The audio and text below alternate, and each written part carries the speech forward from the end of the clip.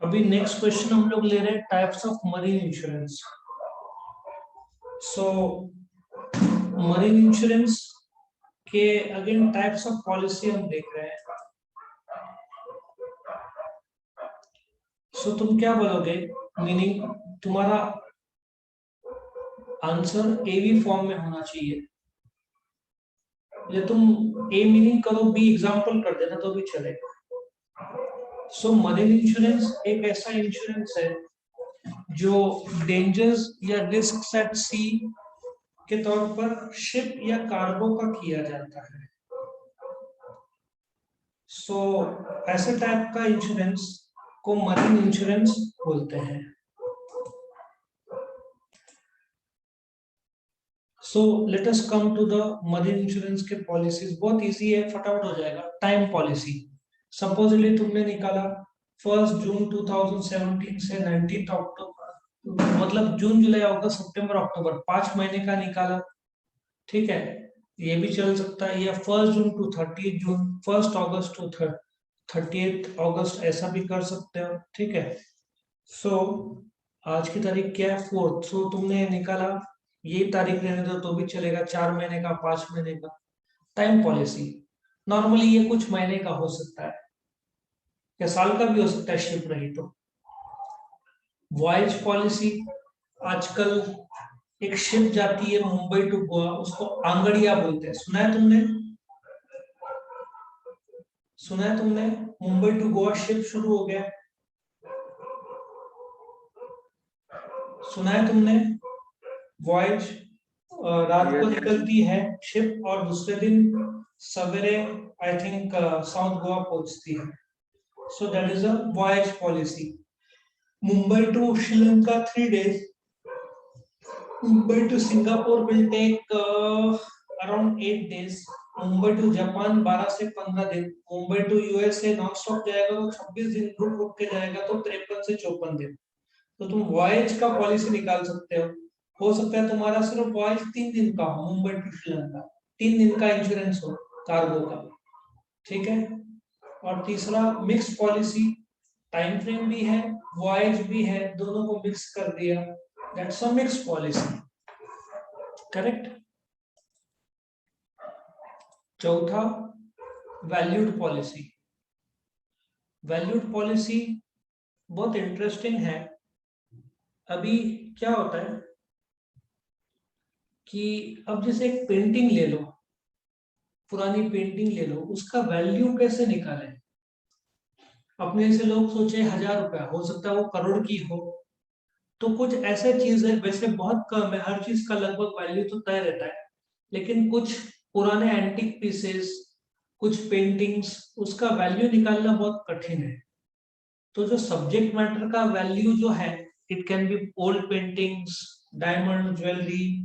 तो जो इंश्योरर, जो कंपनी है और जो इंश्योर्ड है, जो निकालना चाहता है पॉलिसी और जो पॉलिसी देना चाहता है, दोनों मिलकर तय करते हैं, चलो ये पुरानी पेंटिंग का हम वैल्यू रखते हैं 20 लाख, उसके हिसाब से प्रीमियम भरो 40,000 रुपया, ठीक है। सो बोलने का तात्पर्य है, वैल्यूड पॉलिसी में जो इंश्योर्ड वैल्यू है वो इंश्योरर और इंश्योर्ड मिलकर तय करते हैं, क्योंकि वो ऐसी वस्तु है जिसका वैल्यू आसानी से निकालना मुश्किल है, ठीक है, उसको वैल्यूड पॉलिसी बोलते हैं। नेक्स्ट है अनवैल्यूड पॉलिसी। अब अनवैल्यूड पॉलिसी ऐसा पॉलिसी है जिसमें एक अंदाजन प्रीमियम इंश्योरर ने डाल दिया है बट वैल्यू निकाला नहीं गया है। इंश्योरर और इंश्योर्ड, मतलब इंश्योरेंस कंपनी और जिसको इंश्योरेंस निकालना है, वो लोग तय करते हैं कि एक्सीडेंट हो गया या डैमेज हुआ तो जो लॉस हुआ, तो कोई एक्सपर्ट को बुलाकर तय करेंगे कितना वैल्यू है, तब भरपाई होगा। लेकिन अगेन अनवैल्यूड में कोई तो एक पार्टी दुखी होगा कि ज्यादा देना पड़ा, या इंश्योर्ड बोलेगा बहुत कम पैसा मिला। तो अनवैल्यूड लगभग पॉलिसी निकलता नहीं है, हर चीज का वैल्यू तो निकालना ही चाहिए, और बहुत ट्रिकी हो तो दोनों मिलकर वैल्यू साथ में निकाल सकते हैं। क्या सबको समझ में आया ये, यस और no? Yes sir. Okay. Next port risk policy. ये पोर्ट रिस्क पॉलिसी क्या है? अभी क्या होता है, एक शिप क्या बोलते हैं, हांगकांग से, आई थिंक हांगकांग को 10 से 12 दिन लगते हैं, बॉम्बे के पोर्ट में आई, वहां पे आई है, और 6 से 8 दिन के बाद में वापस से शिप वहां से निकल जाएगी। अब 6 दिन पोर्ट में है, तो एंकर्ड मतलब उसको बांधा हुआ है पोर्ट में, लेकिन पोर्ट में रहने से डैमेज हो सकता है शिप को। सो इसलिए जितना टाइम पोर्ट में है, 6 से 8 दिन, उस 6 से 8 दिन का तुम इंश्योरेंस निकाल सकते हो। इसको पोर्ट रिस्क पॉलिसी बोलते हैं। शिप वॉयज में नहीं है, वो सिर्फ बस किनारे पे या पोर्ट पे रखा हुआ है। करेक्ट, ठीक है। नेक्स्ट है फ्लोटिंग पॉलिसी। तो ये पॉलिसी काफी लोग निकालते हैं जो एक्सपोर्टर्स रहते हैं। अब तुम्हारा धंधा एक्सपोर्ट करने का है, फॉर एग्जांपल नासिक से अभी जनवरी टू मई जून तक का आम का सीजन और अंगूर का सीजन रहता है, जनवरी फरवरी से शुरू हो जाता है।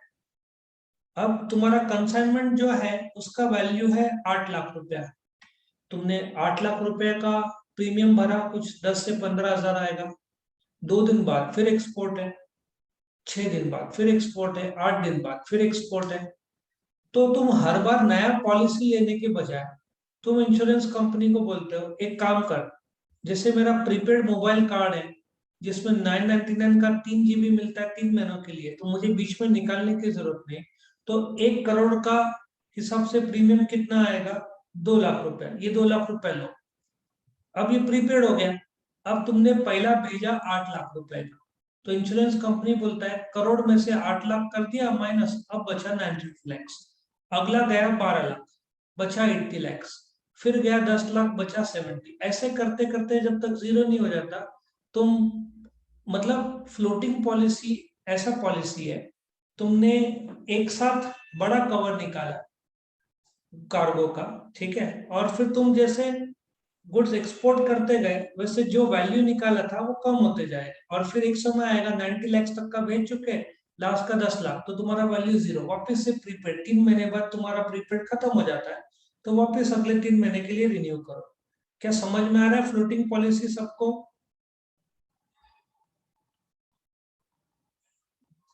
समझ में है फ्लोटिंग पॉलिसी सबको? यस और नो? ठीक है, तुम्हारा आवाज नहीं पहुंच पा रहा है पर समझ में आ गया मुझे। फ्लीट पॉलिसी, अभी क्या होता है, तुम्हारे पास अ, 4 शिप्स है, ठीक है। सो सबका अलग अलग पॉलिसी निकालने के बजाय तुमने फ्लीट पॉलिसी एक साथ चारों शिप का एक साथ निकाल लिया, तो फिर प्रीमियम भी थोड़ा कम पड़ता है। सो एक कंपनी के 4-6 जहाज है, वैसे तो ये मरीन है तो फ्लीट मतलब शिप का होगा, तो शिप का तुमने अलग अलग पॉलिसी निकालने के बजाय एक साथ इंश्योरेंस कंपनी को बोलो कि एक साथ भाई 4 शिप का निकाल लो,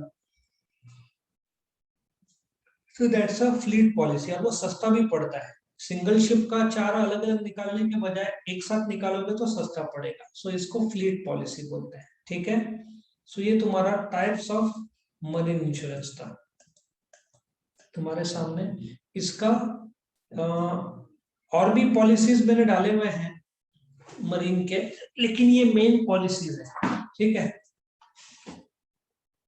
इसमें एक सिंगल वेसल पॉलिसी डाला है जो कि एक पॉलिसी है, ब्लैंकेट पॉलिसी, और कंपोजिट तुमको नहीं दिया हुआ इसलिए उस पर डिस्कस नहीं करूंगा मैं, जो स्टोरी है उसके हिसाब से जाता है।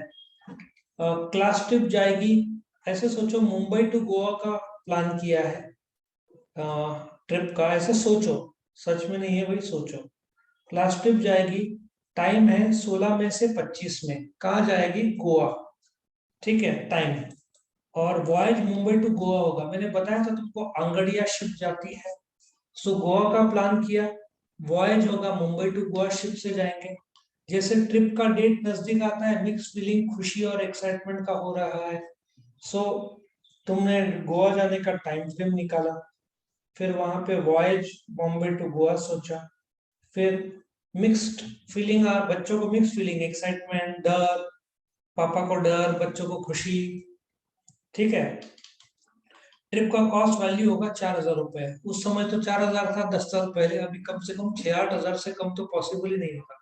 जाने आने का ही 2-3 हजार रुपये, और पेट्रोल का कॉस्ट बढ़ गया तो जाने आने का, होटल का, खाने का, घूमने का कम से कम 10,000 तक जाएगा अभी बजट।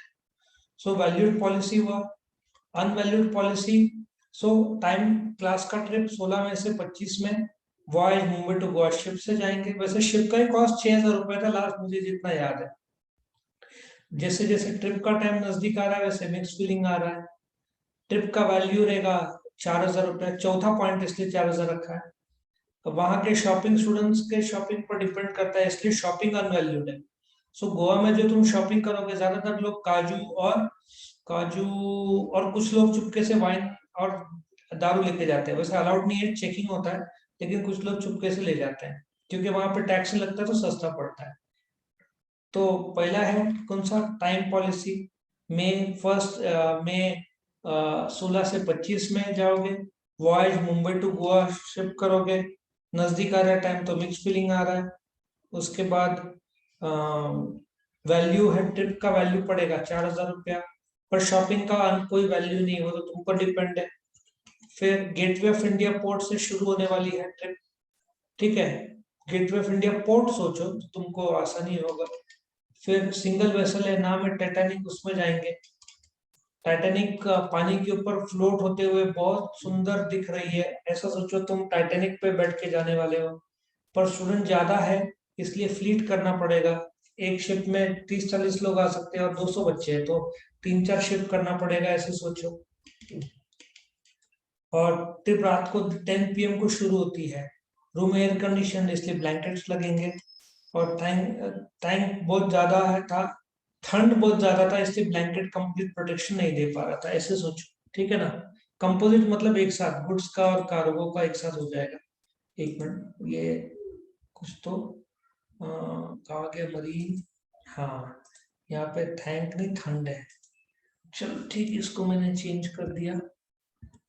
तो वापस से एक बार रिवाइज करते हैं इसको।